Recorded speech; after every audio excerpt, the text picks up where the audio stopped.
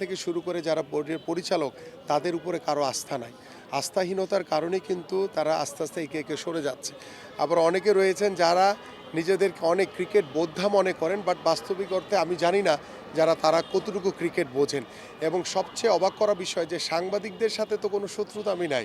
সাংবাদিকরা তো ক্রিকেটকে এগিয়ে নিয়ে যাওয়ার জন্য ক্রিকেট বোর্ডের পাশে থেকে, আমাদের ক্রিকেটারদের পাশে থেকে তারা কাজ করছে।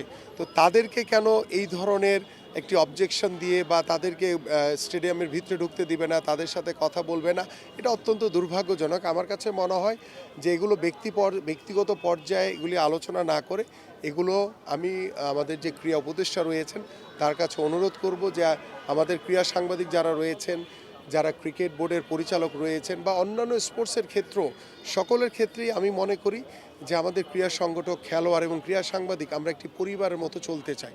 তো সেই পরিবারের ভিতরে যদি কোনো সমস্যা থাকে সেটা আমরা আলোচনা করে সমাধান করব। বাট আমরা একে অপরকে কখনোই যাতে প্রতিপক্ষ না করি, কারণ আমার কারো ব্যক্তিগত ইস্যুতে আমার ক্রিকেট, আমার সমৃদ্ধশালী মর্যাদাশীল যে ক্রিকেট, সেটা যাতে ক্ষতিগ্রস্ত না হয় এবং আমার ক্রিকেট বোর্ড যাতে ক্ষতিগ্রস্ত না হয়। কারণ এখানে আন্তর্জাতিকভাবে আমাদের আইসিসি থেকে অনেক নিয়ম নীতি রয়েছে, সেগুলো মেনে আমাদের ক্রিকেট পরিচালনা করতে হয়। আমাদের এএফসি থেকে বা ফিফা থেকে আমাদের ফুটবল ফেডারেশন পরিচালিত হয়। এরকম অলিম্পিকের আন্ডারে অনেক স্পোর্টস রয়েছে।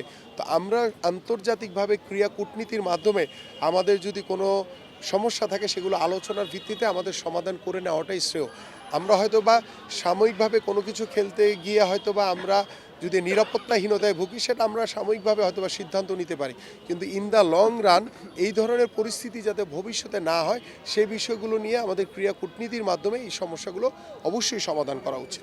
আপনার রুচির সাথে মানানসই স্টাইলিশ সব ডিজাইন থেকে বেছে নিন জংমুক্ত ও long lasting shine basin tap. Fittings shine তো সবকিছু ফাইন।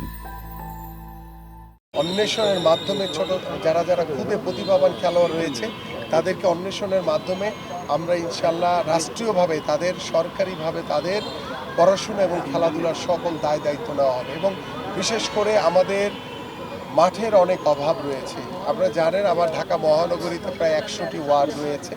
সেখানে আমাদের প্রত্যেকটি ওয়ার্ডে যদি আমরা 3 থেকে 4 বিঘা জায়গা নাও পাই, তাহলে 2টি ওয়ার্ডের মাঝখানে আমরা 3 থেকে 4 বিঘা জায়গা সরকারিভাবে অ্যাকোয়ার করে আমরা প্রত্যেকটি এলাকাতে খেলার মাঠের উপযোগী মাঠ তৈরি করে আমাদের বাচ্চাদেরকে খেলার সুযোগ করে দিতে চাই।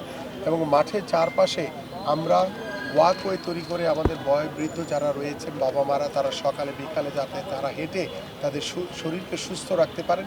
ঠিক একই আদলে আমাদের ঢাকা মহানগর সহ সারা বাংলাদেশের গ্রামীণ জনপদগুলোতে যেখানেই আমরা খালি জায়গা পাবো সেখানেই সংরক্ষণ করে আমরা মাঠের জন্য খেলার উপযোগী মাঠ তৈরি করতে চাই। এভাবে আমাদের আরও অনেক কিছু পরিকল্পনা রয়েছে। আমরা ইনশাল্লাহ নির্বাচিত হলে আগামীর ক্রীড়াঙ্গনের মাধ্যমে আমরা সমাজ ব্যবস্থা একটি গুণগত পরিবর্তন আনতে চাই। আমাদের পারিবারিক ব্যবস্থাপনায় আমরা গুণগত পরিবর্তন আনতে চাই।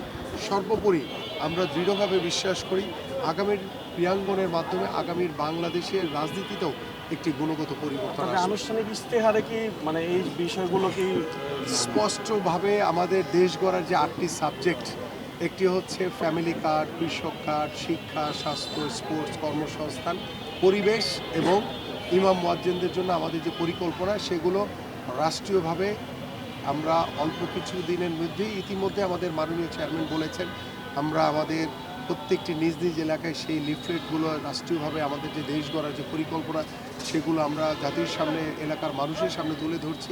এবং আমরা আমাদের নিজ নিজ এলাকার যা যা করণীয় রয়েছে, মানুষের যে মৌলিক যে প্রয়োজনীয়তাগুলো রয়েছে সেগুলো আমরা প্রত্যেকটি ঘরে ঘরে আমরা পৌঁছাতে চাই।